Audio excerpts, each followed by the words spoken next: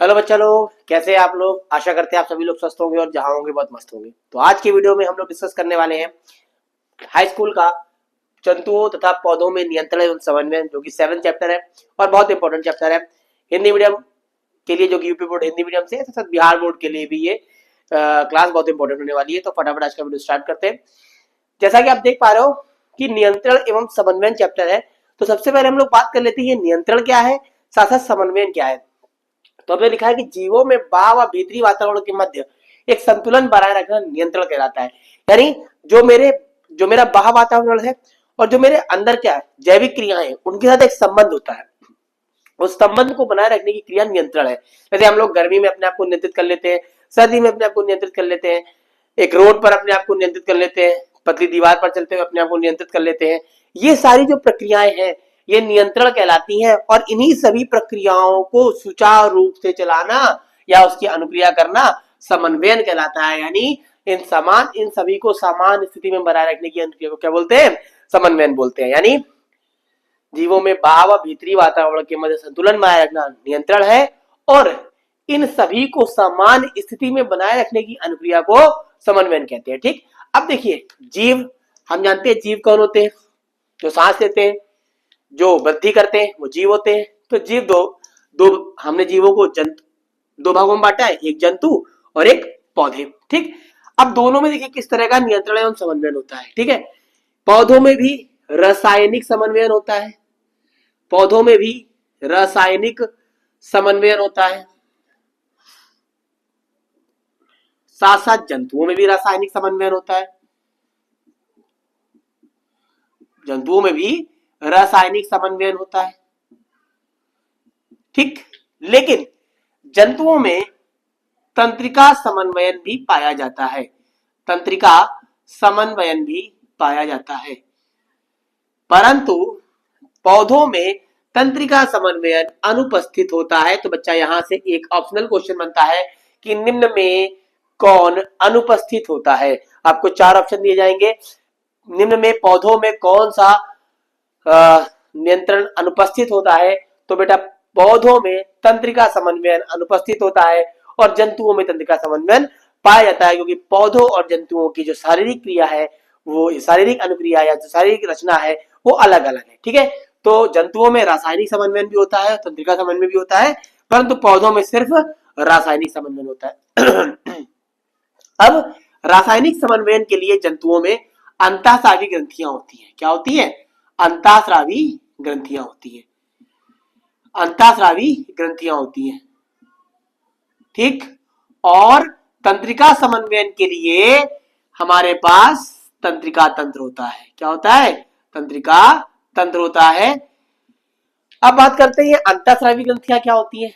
तो अंतःस्रावी ग्रंथियां वो ग्रंथियां होती हैं बच्चा, अंतःस्रावी ग्रंथियां वो ग्रंथियां होती हैं जो कि जिनमें नलिकाएं नहीं होती, डक्टलेस ग्लैंड होती हैं और इनसे हमेशा हार्मोन स्रावित होता है। तो बच्चा जो अंतःस्रावी ग्रंथियां हैं, अंतःस्रावी ग्रंथियां हैं, अच्छा ग्रंथियों से पहले हम थोड़ा अंतःस्रावी से पहले ग्रंथियों पर डिस्कस कर लेते हैं। ठीक है, तो अगर हम बात करते हैं ग्रंथियों की, ठीक है ना, बात करते हैं ग्रंथियों की, तो बच्चा ग्रंथियां 2 प्रकार की होती हैं। ठीक है, ग्रंथियां 2 प्रकार की होती हैं। एक होती है अंतःस्रावी ग्रंथि, अंतःस्रावी ग्रंथि बहुत आराम से पढ़ेंगे, बिल्कुल भी जल्दीबाजी नहीं मचाएंगे, आराम से पढ़ेंगे और इस वीडियो के बाहर एक भी क्वेश्चन जाने वाला नहीं है, ये मेरी गारंटी है, परंतु वीडियो को आपको लास्ट तक देखना है। अंतःस्रावी ग्रंथि और अगला होता है बेटा बहिस्रावी ग्रंथि। क्या होता है, बहिस्रावी ग्रंथि। अब अच्छा अंतःस्रावी ग्रंथियां क्या होती हैं, इस प्रकार की ग्रंथियों में नलिका अनुपस्थित होती है। क्या होता है, नलिका अनुपस्थित होती है। ठीक, अतः इनको नलिका विहीन ग्रंथियां भी कहते हैं, नलिका विहीन ग्रंथियां भी कहते हैं। ठीक, साथ साथ ये क्या करती हैं, ये हार्मोन का स्रावण करती हैं, ये क्या करती हैं, हार्मोन स्रावित करती हैं। ठीक, ये हो गया अंतःस्रावी ग्रंथि। ठीक, कौन कौन सी हो गई, जैसे जैसे पीयूष ग्रंथि हो गई बच्चा, ठीक है, जैसे थायराइड ग्रंथि हो गई, ठीक है, ये सारी हमारी क्या है, अंतःस्रावी ग्रंथि है। और बहिस्रावी ग्रंथि क्या होती है, इनको बच्चा नलिका युक्त ग्रंथियां कहते हैं, नलिका युक्त ग्रंथियां कहते हैं। ठीक है, और इनसे क्या होता है, इनसे एंजाइम स्रावित होता है, इनसे एंजाइम स्रावित होता है। जैसे जैसे में हमारी लार ग्रंथियां हो गई, लार ग्रंथि, ठीक है, अश्रु ग्रंथि, ये सारी क्या हो गई, ये हमारी बहिस्रावी ग्रंथि हो गई। अच्छा, आप लोग कमेंट बॉक्स में कमेंट करके बताइए ऐसी कौन सी ग्रंथि है जो अंतःस्रावी ग्रंथि भी है और बहिस्रावी ग्रंथि भी है, बहुत इंपॉर्टेंट है। तो सभी लोग फटाफट कमेंट बॉक्स में कमेंट करके बताइए कि ऐसी कौन सी ग्रंथि है जो अंतःस्रावी ग्रंथि भी है और बहिस्रावी ग्रंथि भी है। ठीक, तो जंतुओं के अंदर एक तो रासायनिक समन्वयन होता है जिसमें अंतःस्रावी ग्रंथियां आती है, और तंत्रिका समन्वयन होता है जिसमें तंत्रिका तंत्र आता है। इतना क्लियर है? अगर क्लियर है तो अपने अपना थंब इंप्रेशन दीजिए और साथ साथ एक पॉजिटिव कमेंट कमेंट बॉक्स में छोड़ दीजिए। इसके बाद हम लोग आगे डिस्कस करेंगे तंत्रिका तंत्र को।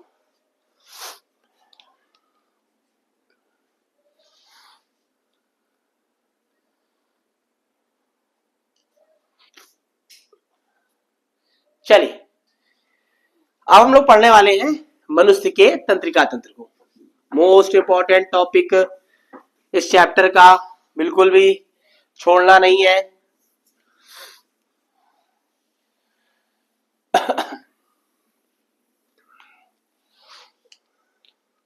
हेडिंग लगाएंगे मनुष्य का तंत्रिका तंत्र,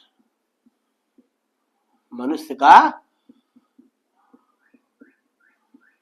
तंत्रिका तंत्र। ठीक, ठीक है। अब देखिए बच्चा, मनुष्य के तंत्रिका तंत्र को 3 पार्ट में डिवाइड कर दिया गया। एक फ्लो चार्ट के माध्यम से हम समझा रहे हैं और आप लोग इसको अच्छे से समझेंगे। ठीक है, मनुष्य के तंत्रिका तंत्र को बच्चा 3 पार्ट में डिवाइड कर दिया गया है।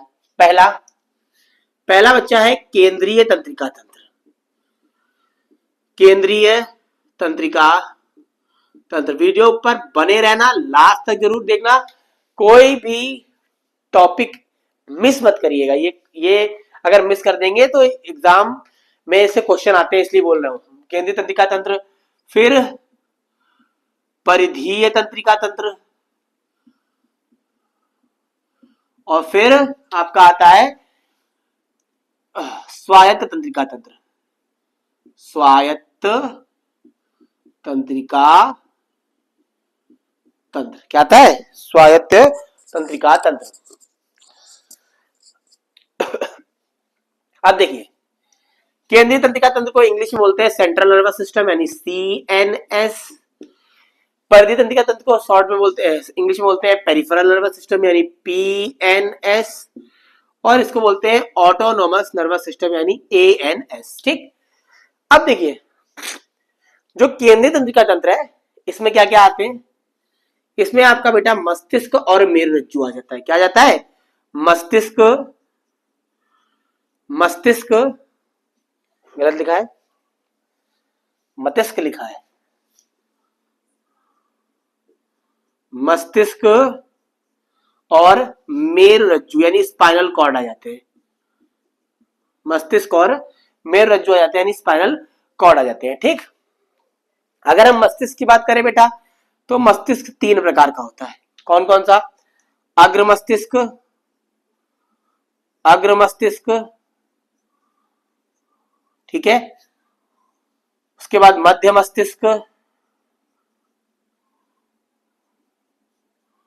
और बच्चा उसके बाद पश्च मस्तिष्क।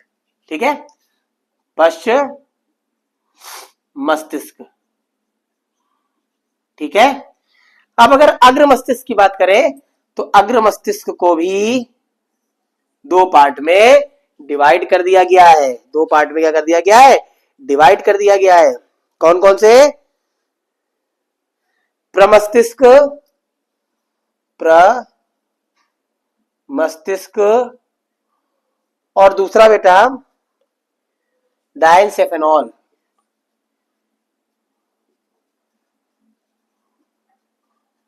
ठीक है, दूसरा डायनसेफेनॉल। ठीक, ठीक है, और इसमें को दो पार्ट में डिवाइड कर दिया गया है, एक तो अनुमस्तिष्क और दूसरा मेडुला ऑब्लांगेटा। ठीक, और मेरुरज्जु के बारे में हम बताएंगे क्या होता है मेरुरज्जु, इसको स्पाइनल कॉर्ड बोलते हैं। ठीक, अब अगर हम बात करते हैं, इतना क्लियर है, इतना क्लियर है सभी को, इतना सभी को क्लियर है? ठीक है, अब हम बात करते हैं परिधि तंत्रिका तंत्र को। बच्चा, हम अपने शरीर को अगर ऐसे खोपड़ी पकड़े और पैर पे छुआ दे तो एक सर्कल बन जाएगा। क्या बन जाएगा? एक सर्कल बन जाएगा। और वो सर्कल, एक्चुअली जो सर्कल होता है इसकी ये परिधि होती है। क्या होती है? परिधि होती है। यानी जो तंत्रिकाएं हैं वो हमारे शरीर द्वारा ही तो हमारे मस्तिष्क तक पहुंचती है। यानी परिधि तंत्रिका तंत्र में तंत्रिकाएं आती हैं। क्या आती हैं? तंत्रिकाएं आती हैं जो कि उद्दीपनों को यानी मैसेजेस को हमारे ब्रेन तक ले जाती हैं। अभी तंत्रिकाएं दो प्रकार की होती हैं, एक होती है कपाली तंत्रिकाएं, कपालीय तंत्रिकाएं, और दूसरी होती है मेरुरज्जु, मेरुरज्जु तंत्रिका। क्या होती है? मेरुरज्जु तंत्रिका। ठीक, कपाली तंत्रिका बेटा 12 जोड़ी होती है। कितनी होती है? 12 जोड़ी होती है। और मेरुरज्जु तंत्रिका कितनी जोड़ी होती है ये आप हमें कमेंट बॉक्स में फटाफट कमेंट करके बताते हैं। तब तक हम बात करते हैं स्वायत्त तंत्रिका तंत्र की। ठीक है ना? तो हाँ, ये हमें कमेंट बॉक्स में चाहिए कि मेरुरज्जु तंत्रिकाएं कितनी जोड़ी होती है, फटाफट कमेंट बॉक्स में चाहिए। अब अगर हम स्वायत्त तंत्रिका तंत्र की बात करें बच्चा, तो स्वायत्त माने होता है अपने आप होने वाला। यानी ये तंत्रिका तंत्र उन सभी जैविक क्रियाओं को नियंत्रित करती हैं जो कि अपने आप होती हैं, जिसपे हमारा कंट्रोल नहीं होता, जैसे हृदय का धड़कना, भोजन का पाचन, श्वसन, उत्सर्जन, ये सब ये स्वायत्त तंत्रिका तंत्र करते हैं। तो बेटा ये दो प्रकार के होते हैं, इनको दो भागों में बांट दिया गया है, अनुकंपी, अनुकंपी तंत्रिका तंत्र और परानुकंपी तंत्रिका तंत्र। परानुकंपी तंत्रिका तंत्र। ठीक है, और बेटा ये दोनों एक दूसरे के विपरीत कार्य करते हैं, दोनों एक दूसरे के विपरीत कार्य करते हैं। तो बच्चा क्वेश्चन बनता है कि कौन से ऐसे दो तंत्रिका तंत्र हैं जो एक दूसरे के विपरीत कार्य करते हैं? तो अनुकंपी परानुकंपी एक दूसरे के विपरीत कार्य करता है। जैसे हमें डर लगता है, डर लगने पर हमारी हार्ट बीट बढ़ी, तो हमारी हार्ट बीट कहीं ज्यादा ना हो जाए, हार्ट बीट बढ़ाता कौन है? अनुकंपी, और उसको फिर तुरंत कम कौन करता है? परानुकंपी तंत्रिका तंत्र। अदरवाइज क्या होगा, हमारा जो ब्लड वेसल्स है यानी धमनी और शिराएं, उनमें रुधिर दाब बढ़ जाएगा और वो फट भी सकती हैं। तो परानुकंपी उनको तुरंत नीचे करना शुरू करता है। ठीक, हाँ, मेरे जो तंत्रिका तंत्र कितना है? बिल्कुल, बहुत अच्छी बात है, 31 जोड़ी। कितनी होती है? 31 जोड़ी होती है मेरुरज्जु तंत्रिका। तो इस तरीके से ये मनुष्य का तंत्रिका तंत्र है। हम लोगों को इसमें ये सारी चीजें पढ़नी है। हमने मनुष्य के तंत्रिका तंत्र को यानी मनुष्य के तंत्रिका तंत्र को तीन पार्ट में बांट दिया गया है, सीएनएस, पीएनएस एंड एएनएस। ठीक है, सीएनएस में क्या आता है? सीएनएस में मस्तिष्क और मेरुरज्जु आते हैं। मस्तिष्क को अगेन तीन पार्ट में डिवाइड किया गया है, अग्र मस्तिष्क, मध्य मस्तिष्क और पश्चिम मस्तिष्क। अग्र मस्तिष्क दो भाग में होते हैं, प्रमस्तिष्क और डायंसेफेनॉल। मध्य मस्तिष्क को किसी भी पार्ट में डिवाइड नहीं किया गया है। पश्चिम मस्तिष्क दो भाग में विभाजित किए गए हैं, अनुमस्तिष्क और मेडुला ऑब्लांगेटा। परिधि तंत्रिका तंत्र में तंत्रिकाएं आती हैं। तंत्रिकाएं दो प्रकार की होती हैं, कपाली तंत्रिकाएं और मेरुरज्जु तंत्रिकाएं। कपाली तंत्रिकाएं 12 जोड़ी हैं, मेरुरज्जु तंत्रिकाएं 31 जोड़ी हैं। जबकि स्वायत्त तंत्रिका तंत्र में दो भागों में विभाजित किया गया है, एक अनुकंपी तंत्रिका तंत्र और एक परानुकंपी तंत्रिका तंत्र, जो कि एक दूसरे के विपरीत कार्य करते हैं। तो बच्चा इनको आप लोग स्क्रीनशॉट ले लीजिए या इसको नोट कर लीजिए।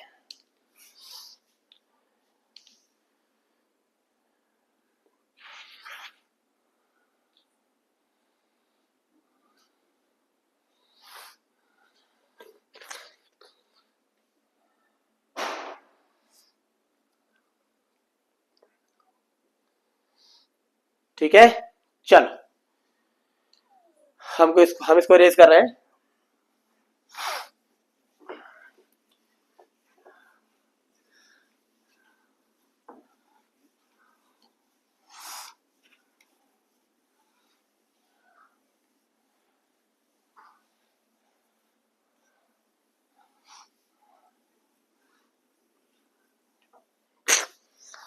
अब हम लोग डालेंगे मस्तिष्क यानी केंद्रीय तंत्रिका तंत्र, केंद्रीय तंत्रिका तंत्र, ठीक, यानी सेंट्रल नर्वस सिस्टम, ठीक। और लिखेंगे मनुष्य के केंद्रीय तंत्रिका तंत्र को, मनुष्य के केंद्रीय तंत्रिका तंत्र को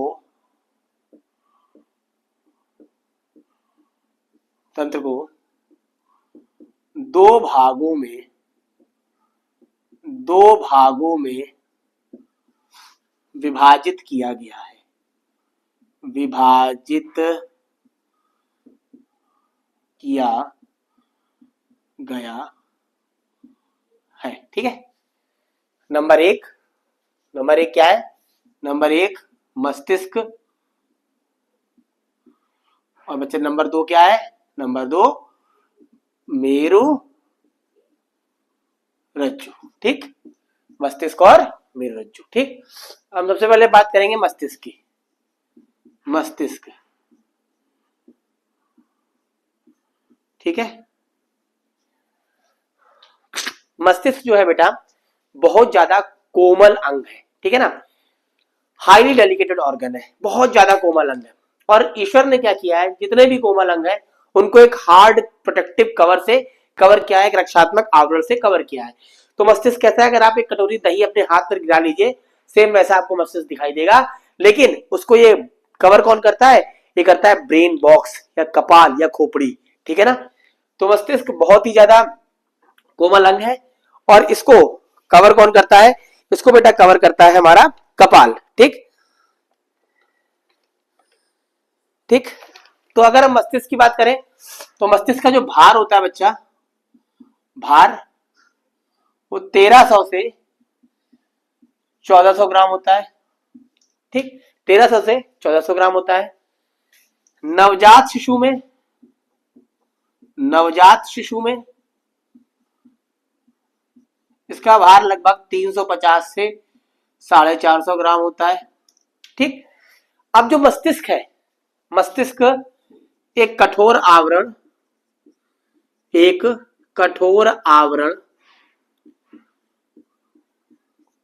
जिसे कपाल या खोपड़ी कहते हैं, उसके द्वारा ढका होता है, ठीक है, ढका होता है। साथ साथ बच्चा मस्तिष्क क्या है, तीन अंदर से, कपाल के अंदर से 3 लेयर द्वारा घिरा होता है, ठीक है, यानी ये 3 लेयर द्वारा, 3 परतों द्वारा घिरा होता है। कैसे? देखो ये हमारी खोपड़ी है, इसके अंदर ये मस्तिष्क है और मस्तिष्क के यहां पर ये 3 लेयर होती हैं। क्या होती है? 3 लेयर होती है, ठीक, 3 परतों द्वारा घिरा होता है। इसमें सबसे बाहर वाली ड्यूरा मैटर, ठीक है, सबसे बाहर वाली ड्यूरा मैटर, बीच वाली एरेक्वेनाइड और सबसे अंदर वाली वो होती है पाया मैटर, ठीक है। ये 3 लेयर होती हैं और इन तीनों लेयरों को हम लोग बोलते हैं मेनिंजिस। क्या बोलते हैं? एक साथ बोलते हैं मेनिंजिस, मेनिंजिस।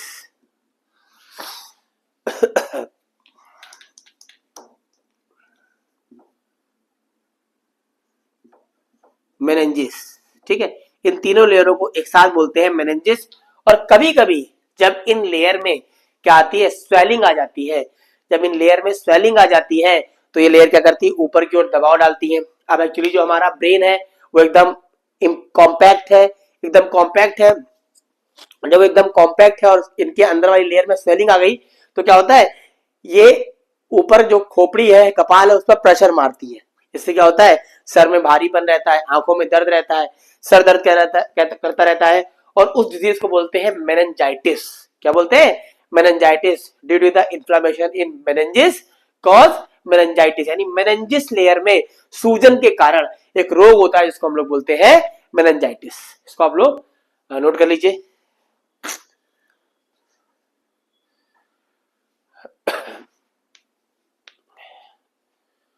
ठीक है, यानी अगर मस्तिष्क की बात करें तो मस्तिष्क का भार 1300 से 1400 ग्राम होता है। नवजात शिशु में 350 से 450 ग्राम होता है। यह एक कठोर आवरण से कपाल या खोपड़ी कहते हैं इसके द्वारा ढका रहता है। ये अंदर से 3 परतों द्वारा घिरा रहता है। सबसे बाहर वाली ड्यूरा मैटर, बीच वाली अर्केनॉइड और लास्ट वाली पाया मैटर, और इन तीनों को कंबाइंड रूप संयुक्त रूप से मेनिंजिस कहते हैं। जब कभी मेनिंजिस में स्वेलिंग आ जाती है तो एक रोग होता है, इसको बोलते हैं मेनिंजाइटिस। ठीक है,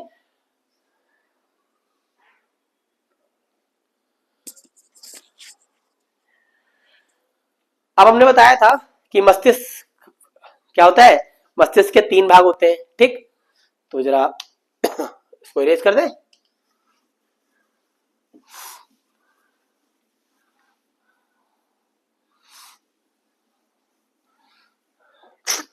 मस्तिष्क क्या होते हैं? मस्तिष्क के 3 भाग होते हैं। मध्य मस्तिष्क, सॉरी अग्र मस्तिष्क, अग्र मस्तिष्क, मध्य मस्तिष्क, मध्य मस्तिष्क और पश्चिम मस्तिष्क, पश्चिम मस्तिष्क। ठीक है, जो अग्र मस्तिष्क है बच्चा, अगर हम इसकी बात करें तो इसका एक भाग होता है प्रमस्तिष्क, सबसे बड़ा भाग होता है। जो अग्र मस्तिष्क का भाग होता है प्रमस्तिष्क, वो सबसे बड़ा भाग होता है। ब्रेन का लगभग 80% एरिया कवर करता है। यही बुद्धि, चेतना और आपका स्मरण शक्ति का, लॉजिकल रीजनिंग का, मैथ्स का, इसका सबका क्या होता है? सेंटर होता है। तो बच्चा इसके बाद वाला जो टॉपिक है वो हम लोग अगली क्लास में डिस्कस। वीडियो को लाइक कर लीजिए, चैनल को सब्सक्राइब कर लीजिए और साथ साथ ज्यादा से ज्यादा बच्चों में इसको आप शेयर करिए। तब तक के लिए धन्यवाद।